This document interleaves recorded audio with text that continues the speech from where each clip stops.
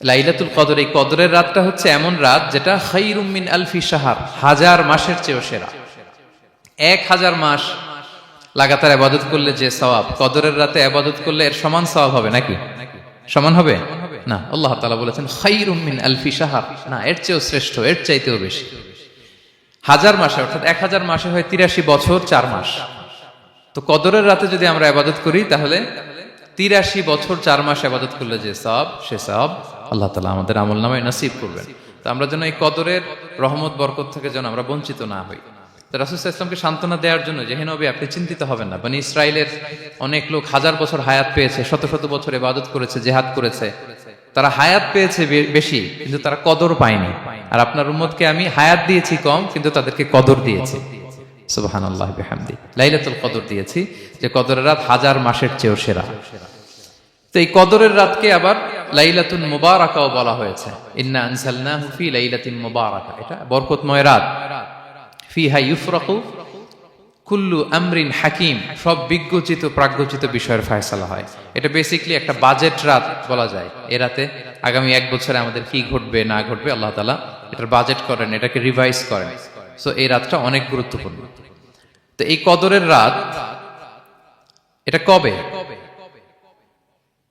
এটা স্পেসিফিক ছিল, মানে সুনির্দিষ্ট ছিল। রাসূল সাল্লাল্লাহু আলাইহি ওয়াসাল্লাম আমাদেরকে জানাতে চেয়েছিলেন কবে, কিন্তু রাসূল সাল্লাল্লাহু আলাইহি ওয়াসাল্লাম জানাতে পারেননি। সহিহ বুখারীতে এসেছে যে রাসূল সাল্লাল্লাহু আলাইহি ওয়াসাল্লাম খারাজান নবী সাল্লাল্লাহু আলাইহি ওয়াসাল্লাম লিয়ুখবিরানা বিলাইলাতিল কদর। উবাদা ইবনে সামিত রাদিয়াল্লাহু তাআলা আনহু বলেন, রাসূল সাল্লাল্লাহু আলাইহি ওয়াসাল্লাম আমাদেরকে জানাতে বের হয়েছিলেন যে কবে কদরের রাতটা। ফাতালাহা রাজুলান মিনাল মুসলিমিন, হঠাৎ মুসলমানদের মধ্য থেকে দুইজন ঝগড়া লাগলো, তর্ক লাগলো আর কি। রাসূল সাল্লাল্লাহু আলাইহি ওয়াসাল্লাম হঠাৎ করে ওই ঝগড়ার দিকে খেয়াল করলেন, ওইদিকে খেয়াল করে ওই তারিখটার কথা তিনি ভুলে গেলেন। ফারুফিআত, রাসূল সাল্লাল্লাহু আলাইহি ওয়াসাল্লাম বললেন আমার হৃদয় থেকে, অন্তঃকরণ থেকে এটাকে উঠিয়ে নেওয়া হলো।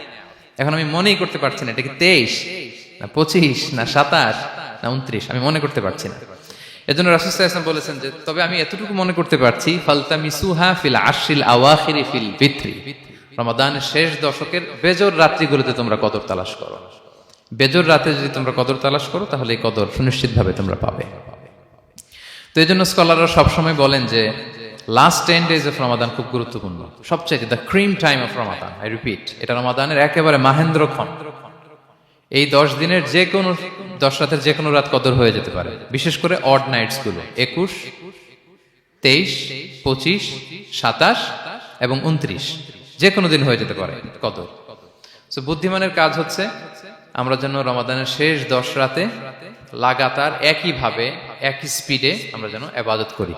কোন রাতে বেশি করলাম, হয়তো 27-এর রাতে আমি খুব ভাব গাম্ভীর্য নিয়ে, খুব আবেগ নিয়ে ইবাদত করলাম, কিন্তু হয়ে যেতে পারে যে এবছর কদর ছিল 25-এর রাত, হতে পারে না? পারে। তো আমরা তো মিস করে ফেললাম। তো আমরা যেন মিস না করি, বুদ্ধিমানের কাজ হবে সমান তালে ইবাদত করা। এবং এটা এত গুরুত্বপূর্ণ, রাসূল সাল্লাল্লাহু আলাইহি ওয়াসাল্লাম এত এমফাসাইজ করে কোন রাতের কথা বলেনি।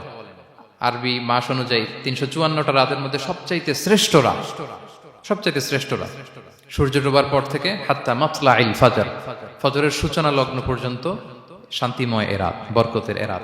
রাসূল সাল্লাল্লাহু আলাইহি ওয়াসাল্লাম বলেছেন মান হুরিমা খায়রাহা ফাকাদ হুরিম, যে কদরের বরকত থেকে, খায়ের থেকে বঞ্চিত হলো সে আসলেই বঞ্চিত। হি ইজ দ্য লুজার, সে হতভাগা, সে পোড়া কপাল, সে বঞ্চিত।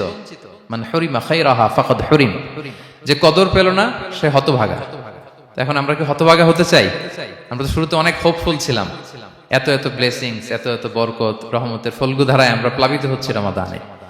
তা আমরা তো হতভাগা হতে চাই না।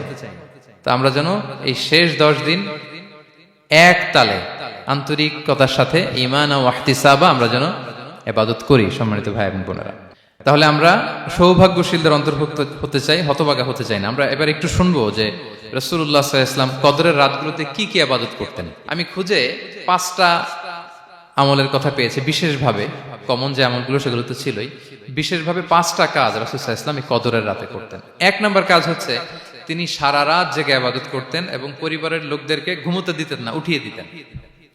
বছরের অন্য কোন সময়ে সারা রাত জেগে ইবাদত করার কোন নজির রাসূল সাল্লাল্লাহু আলাইহি ওয়াসাল্লামের জীবনে ছিল না, সব রাতে ঘুমাতেন। আমি জোহর বারুতে একটা কনভেনশনে the daily routine of prophet সাল্লাল্লাহু আলাইহি ওয়াসাল্লাম একটা আলোচনা করেছিলাম, যেখানে রাসূল সাল্লাল্লাহু আলাইহি ওয়াসাল্লামের দৈনন্দিন জীবনের রুটিন আলোচনা করেছিলাম। সেখানে আমরা বলেছি যে রাসূল সাল্লাল্লাহু আলাইহি ওয়াসাল্লামের দৈনন্দিন অভ্যাস ছিল তিনি এশার পরেই তাড়াতাড়ি ঘুমিয়ে পড়তেন আর মিড নাইটে উঠতেন। রাসূল সাল্লাল্লাহু আলাইহি ইসলামের কর্মদিবস শুরু হতো মিড নাইটে। আমাদের তো সকালে কারো আরো অনেক পরে শুরু হয়। রাসূল সাল্লাল্লাহু আলাইহি ইসলামের কর্মদিবস শুরু হতো বেসিক্যালি মিড নাইটে। এশার পরে কথাবার্তা না বলে আগে ঘুমোতে যেতেন, মিড নাইটে উঠতেন, কিন্তু ঘুমাতেন। ঘুম ছাড়া রাত কাটাতেন না। সারা বছরের এটা ছিল যে এশার পর ঘুমোতে যেতেন, except the last 10 days of Ramadan. রমাদানের শেষ 10 রাতে রাসূল সাল্লাল্লাহু আলাইহি ওয়াসাল্লাম ঘুমাতেন না। এই 10 দিনের ব্যাপারেই পাওয়া যায় সারা রাত জেগে তিনি ইবাদত করতেন। আম্মা জান আয়েশা রাদিয়াল্লাহু তাআলা আনহা বলেন, ইযা দাখালাল আশরু আহিয়াল লাইলা ওয়া আইকাযা আহলা ওয়া জাদ্দা ওয়া শাদ্দাল মিজার। রমাদানের শেষ দশক যখন আসতো, রাসূল সাল্লাল্লাহু আলাইহি ওয়াসাল্লাম সারা রাত জেগে ইবাদত করতেন। পরিবারের সদস্যদেরকে জাগিয়ে তুলতেন, স্ত্রীদের ঘুমাতে দিতেন না, জাগিয়ে তুলতেন। ফাতেমা রাদিয়াল্লাহু তাআলা আনহার ঘর পাশেই ছিল, তাদেরকে যে জাগাতেন এবং নিজে সারা রাত ইবাদত করতেনই। জাদ্দা ওয়া শাদ্দাল মিজার, খুবই বলিষ্ঠ ভাবে, খুব মজবুত ভাবে কোমরে গামছা বেঁধে নামার একটা এক্সপ্রেশন এখানে দেওয়া হয়েছে। মিজার, ইজহার মানে হচ্ছে বাংলা করলে হয় লুঙ্গি। লুঙ্গি আমরা যখন খুব শক্ত কোনো কাজ করতে যাই তখন তারা কি করে, খুব টাইট করে লুঙ্গিটা বাঁধে। তার মানে বোঝানো হচ্ছে রাসূল সাল্লাল্লাহু আলাইহি ওয়াসাল্লাম কোমরে ভালো করে লুঙ্গি বেঁধে বা গামছা বেঁধে আটগাট বেঁধে নামতেন শেষ 10 দিনের জন্য। এই সময় তিনি মানে কাউকে কেমন যেন চিনতেন না, সবসময় ইবাদতে মগ্ন থাকতেন। এটা আমরা করতে পারি যে শেষ 10 দিনে, আর যেহেতু 3 দিন বাকি, আমরা একটা স্পেশাল প্ল্যান করতে পারি যে আমরা আমাদের সর্বোচ্চটুকু উজাড় করে দিয়ে লাস্ট 10 days অফ রমাদানের এই বরকত আমরা হাসিল করব, এটা যেন আমাদের মিস না হয়। তাহলে এটা আমরা একটা পেলাম। 2 নাম্বার হচ্ছে ইতিকাফ করা। রাসূলুল্লাহ সাল্লাল্লাহু আলাইহি ওয়াসাল্লাম রমাদানের শেষ 10 দিন ইতিকাফ করতেন। আমাদের আয়েশা রাদিয়াল্লাহু তাআলা আনহা বলেন, কানা ইয়াতাকিফুল আশরাল আওয়াখির মিন রমাদান। রমাদানের শেষ দশকে তিনি ইতিকাফ করতেন। হাত্তা তাওয়াফাহুল্লাহ, ওনার ইন্তেকালের আগ পর্যন্ত এই অভ্যাসটাই তিনি জারি রেখেছেন। সুম্মা আতাকাফা আজওয়াজুহু মিন বাদে, তারপরে ওনার স্ত্রীরা ইতিকাফ করেছেন।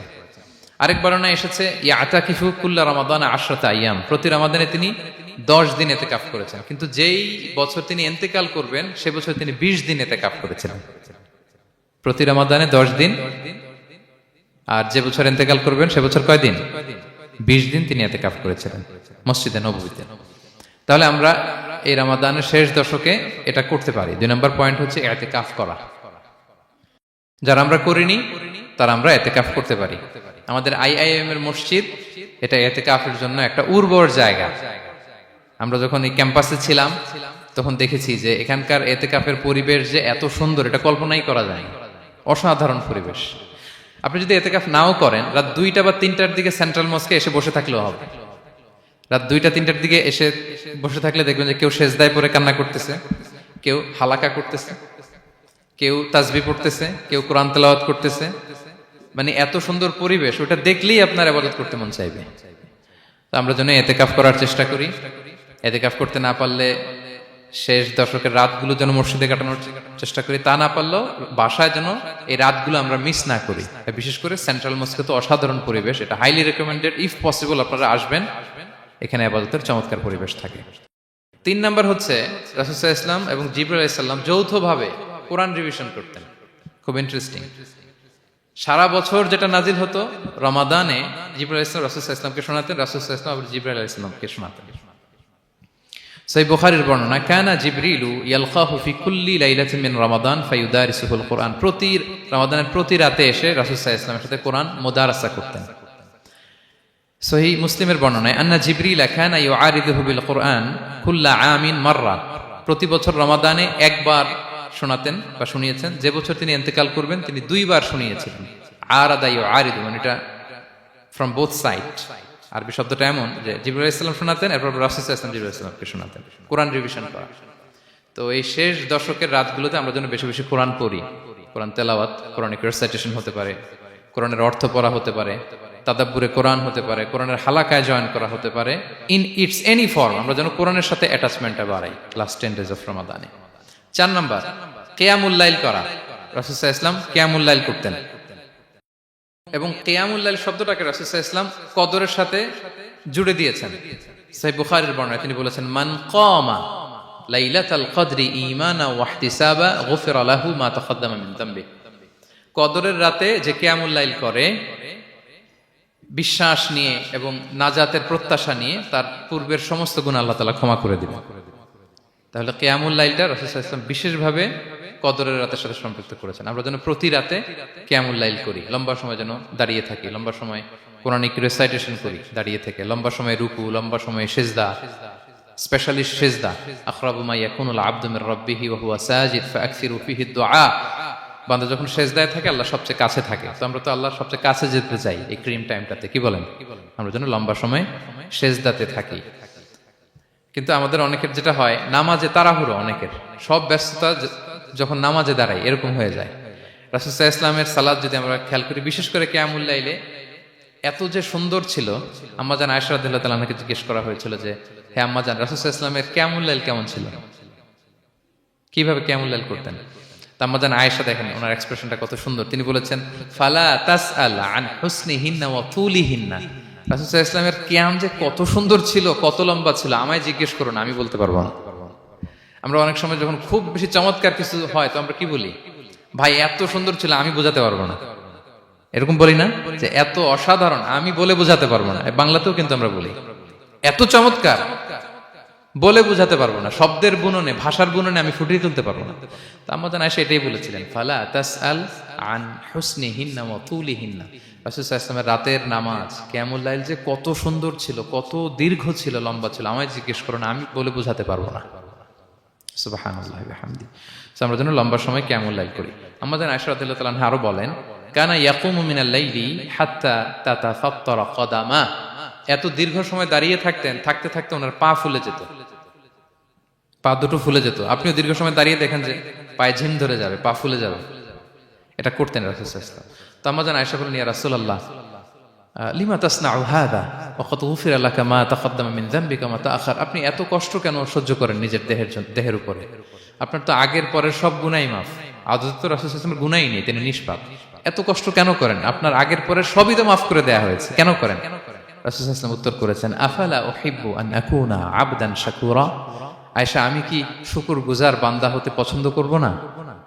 আল্লাহ তাআলা আমাকে তার রহম এবং করমে সব মাফ করে দিয়েছেন, কিন্তু আমি কি শুকরগুজার হব না?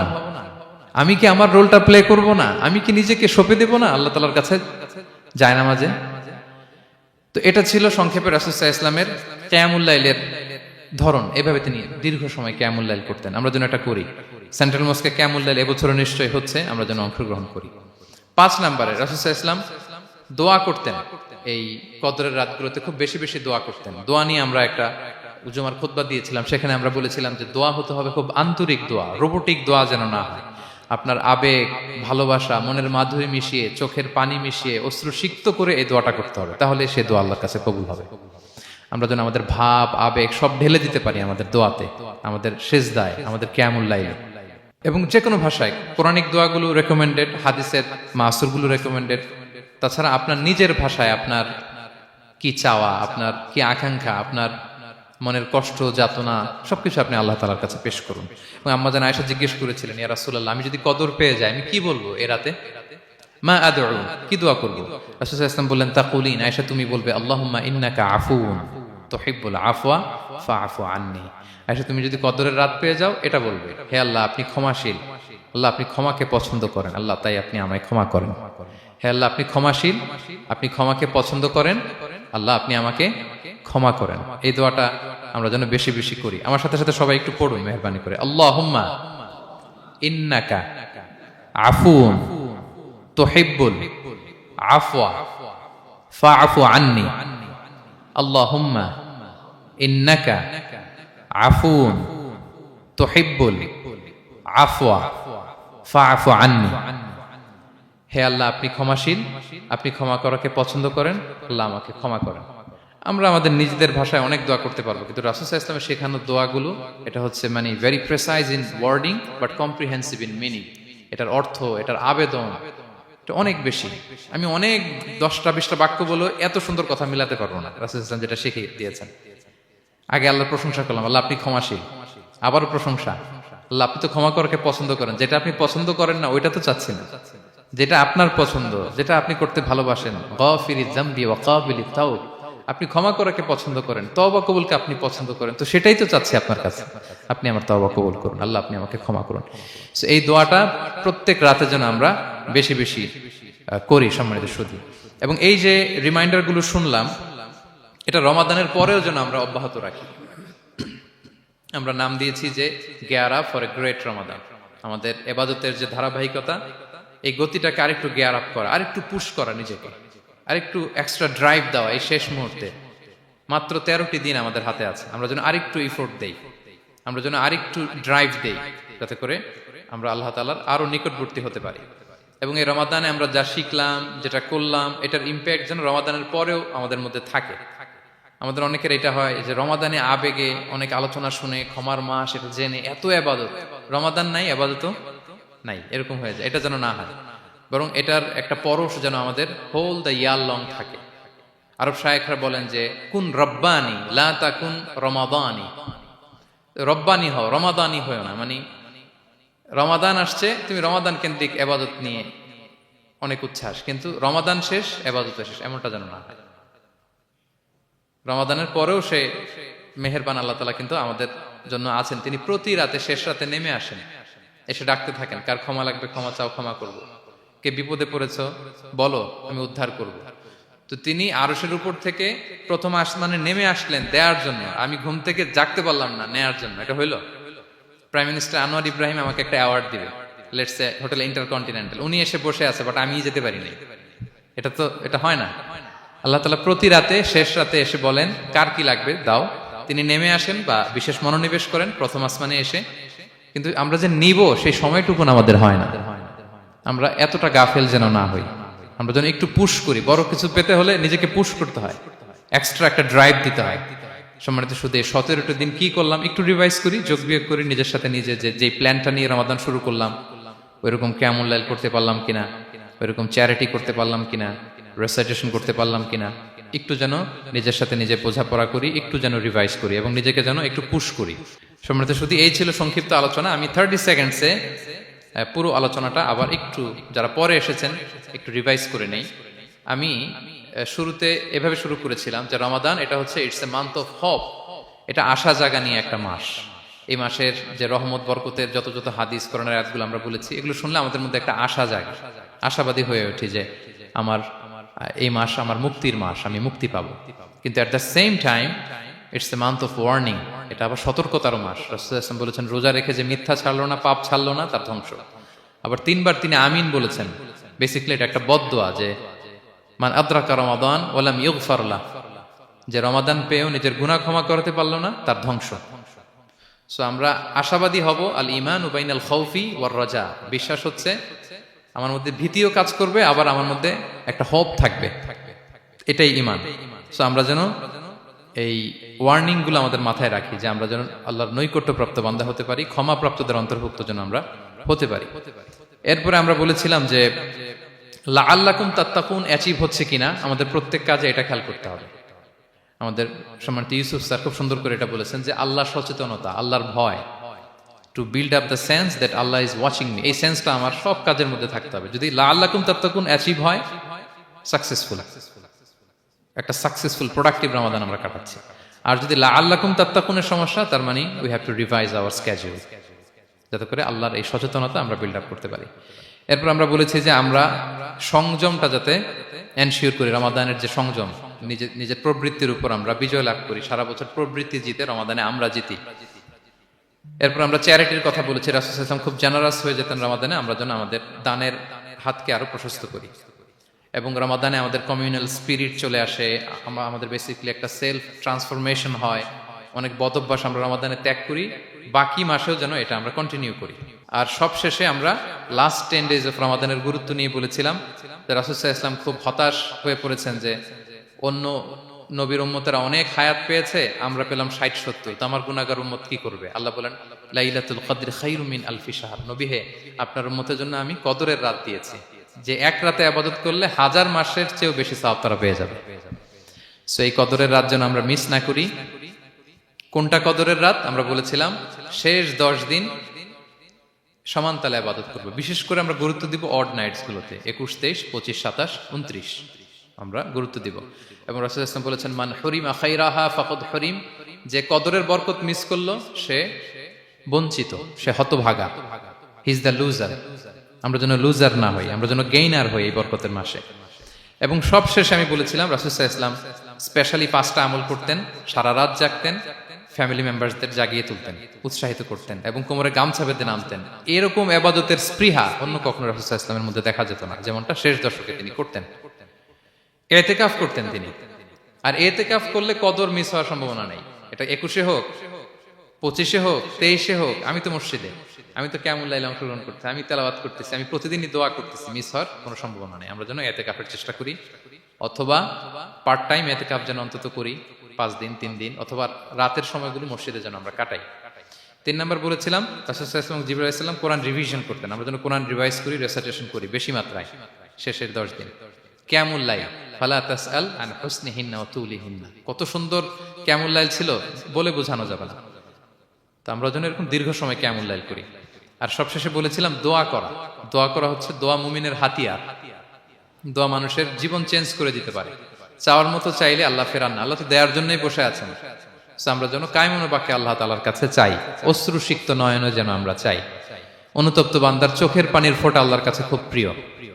2 ফোঁটা আল্লাহর কাছে সবচেয়ে প্রিয়, জেহাদের ময়দানে মুজাহিদের রক্তের ফোঁটা আর অনুতপ্ত বান্দার চোখের পানির ফোঁটা। বান্দা অনুতপ্ত হয়ে, রিপেন্টেন্ট হয়ে চোখের পানি ছেড়ে যখন কাঁদে আর দোয়া করে, ওই চোখের পানি চোখ বেয়ে, নাকের ডগা বেয়ে মাটিতে পড়ার আগেই আল্লাহ তার সব গুনাহ মাফ করে দেয়। আমরা যেন সেই অনুতপ্ত বান্দাদের কাতারে শামিল হতে পারি। রাসূল সাল্লাল্লাহু আলাইহি ওয়াসাল্লাম যেভাবে কিয়ামুল লাইল করতে আমাদেরকে উৎসাহিত করেছেন, আমরা যেন সেভাবে কিয়ামুল লাইল করতে পারি। আমাদের প্রতিটি কাজের মধ্য দিয়ে লাআল্লাকুম তাত্তাকুনের যে অ্যাচিভমেন্ট, সেটা যেন আমাদের হাসিল হয়, এবং এই রমাদানকে যেন আমরা আমাদের জীবনের সর্বশেষ রমাদান মনে করি। আমাদের চিফ ইমাম অফ সেন্ট্রাল মস্ক, ইমাম রমাদান সুবকি, নামাজের আগে একটা সুন্দর কথা বলেন যে perform this Salah as if this is your last and final prayer. এমন ভাবে নামাজে দাঁড়াও, মনে করো এটাই হতে পারে জীবনের শেষ নামাজ। রাসূল সাল্লাল্লাহু আলাইহি ওয়াসাল্লাম এটাই বলেছেন। সো আমরা বিগত বছরগুলোতে আমাদের অনেক প্রিয়জনদের হারিয়েছি এই কোভিডের কারণে। এবছর আল্লাহর মেহেরবানি বাংলাদেশ আইএম কমিউনিটির এই চমৎকার, আমাদের সম্মানিত শিক্ষক মন্ডলীদের প্রচেষ্টা, ছাত্র ভাইদের প্রচেষ্টায় এই চমৎকার জান্নাতি পরিবেশে ইফতারের আগে আমরা একত্রিত হয়েছি। আবারও আগামী বছর আমরা এরকম কোনো গ্যাদারিং এ জয়েন করতে পারবো, কোনো গ্যারান্টি কি আমাদের আছে? নাই। It could be the last Ramadan in our life. So আমরা যেন এটা সবসময় মাথায় রাখি যে হতে পারে this is our last chance, এটাই লাস্ট চান্স, এবং এই অপরচুনিটিগুলো যেন আমরা কাজে লাগাই এবং আল্লাহ তাআলার প্রিয় বান্দাদের অন্তর্ভুক্ত হই। আল্লাহ তাআলা আমাদের সবাইকে এই কথাগুলো বোঝার ও আমল করার তৌফিক দান করুন।